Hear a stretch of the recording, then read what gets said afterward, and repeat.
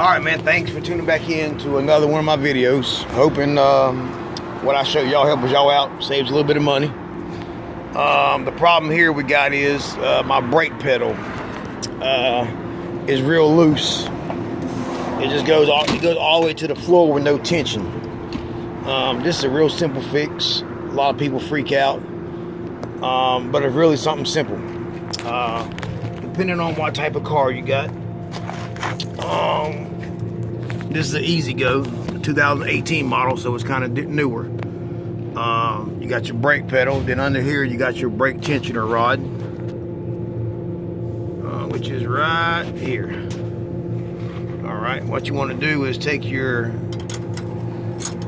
wrenches. They're going to be jammed together. You want to take one wrench and just break them loose. And once you break them loose, you want to take this in here and turn it up.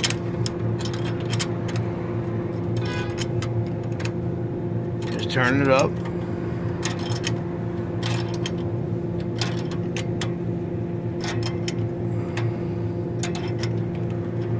Until your